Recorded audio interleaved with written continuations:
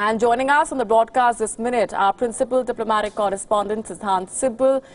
Siddhant, let me first begin by asking you, what is the investment meet all about? What are you picking up from on the ground on the various agendas that are on the table?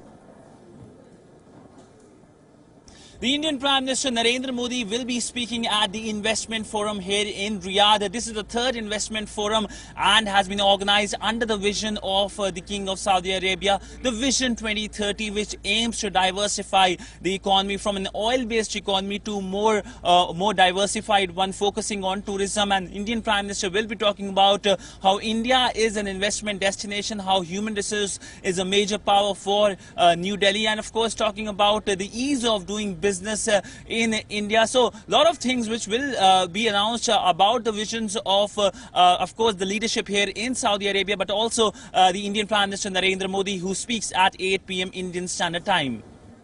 All right, let me also now go across to Mahesh Sachdev, founder, president of the UAE India Business Council and a former Indian ambassador to Norway and Nigeria. Thanks very much, Ambassador, for speaking with us here. What's your assessment of the discussions that have panned out so far between the two sides and the key takeaways that the two will be hoping to achieve at the end of those discussions? I think there's no gainsay in saying that this is one of the most important visits undertaken by the Prime Minister in recent years. And Saudi Arabia was already important, but its importance is likely to grow further as the two economies intertwine. There is a high degree of complementarity between the two countries. We need oil, they have it. They need our labor, our manpower, and our expertise, we have it, and so on and so forth. They are a capital long country, and we are a capital short country. We need more capital for investments in our infrastructure, etc., etc. And Saudis can provide that. The energy equation also is important. We need supply security, while Saudi Arabia requires demand security. As Asian century unfolds, I think the two major countries in Southwest Asia collaborating economically and otherwise is a good news for everyone. All right, stay with me, Ambassador. Let me also go back across to Siddhant Sibal. Siddhant, since you've been interacting with the delegation members from the two sides and have been assessing what the mood is looking like, what, according to you, would be the key outcomes from the Prime Minister's visit?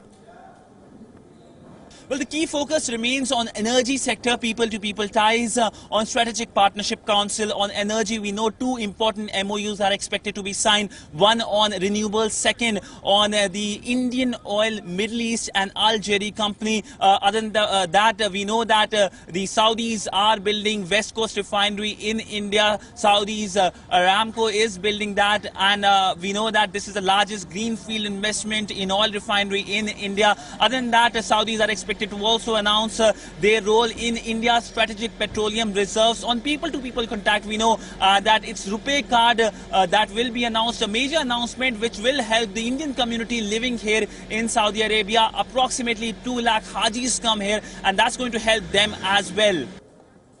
Right, Ambassador Sachdev, one of the high points also will be the summit and the meetings that are regarded as the Davos of the desert. Help us better understand what your expectation is from that forum and what India's major priorities will be on that front.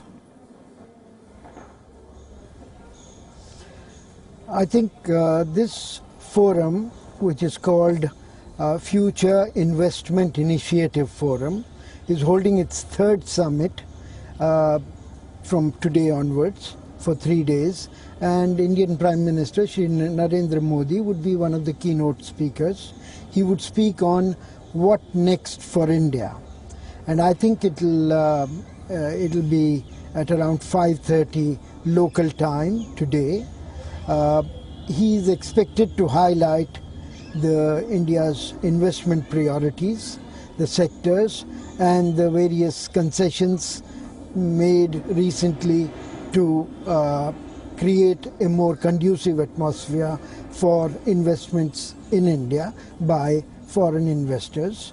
I think given nearly 6,000 delegates attending from more than 30 countries, this very promising forum could produce a lot of results for India. And new sectors such as energy, as you mentioned, as also was mentioned by your correspondent, renewable energy, etc. are important, but there are other sectors which can be leveraged. For example, Saudi investment in Indian commercial agriculture, for example, can go a long way in resolving the demand security for our agricultural products, such as basmati rice, and other areas, horticulture, fisheries, putting together startup scene, which is very vibrant in India. Investments can catapult various startups to unicorn status, and this has been happening with regular ease.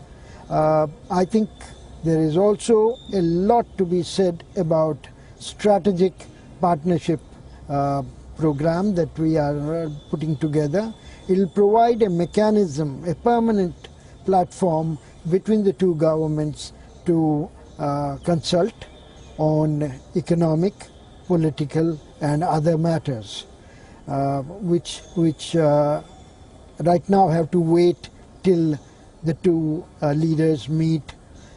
It would have two sub-platforms led by Minister of External Affairs and his Saudi counterparts, as well as Minister of Trade and Industry and his Saudi counterparts. So it'll be a comprehensive, permanent platform on which the two sides could hold discussions regularly and carry forward their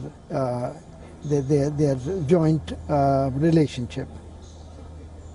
Absolutely, and the people-to-people connect, of course, also a very important aspect of that multi-dimensional relationship. Siddhant, if I can also ask you to delve a little bit deeper into the reactions that have been coming in, specifically how Pakistan has responded so far to the India-Saudi Arabia relationship. Well, the strategic council, the foundation for it will be laid during this visit, and we know that India is among the 8 strategic partners of Riyadh, which are US, UK, France, China, South Korea, Japan, and of course India. But if we talk about relationship with Pakistan, we have seen how India has been able to successfully wean away 3 important countries in West Asia, which include Saudi Arabia, UAE, and Jordan, from being pro-Pakistan to being pro-India. We know the Saudis have understood the rationale behind India's decision to remove the special status for the erstwhile state of Jammu and Kashmir, and this of course had an important impact, a salutary effect on Islamabad, to use the phrase by an Indian diplomat. So a lot of things when it comes to India-Riyadh relationship, and this partnership is only coming closer. This partnership is becoming an alliance. Absolutely. We're going to leave it there for the moment, though. Siddhant Sibal and Ambassador Mahesh Sachdev, appreciate very much joining us on the broadcast with all of those perspectives and details. But of course, keep a close eye on all the latest coming in from the Indian Prime Minister's visit to Saudi Arabia.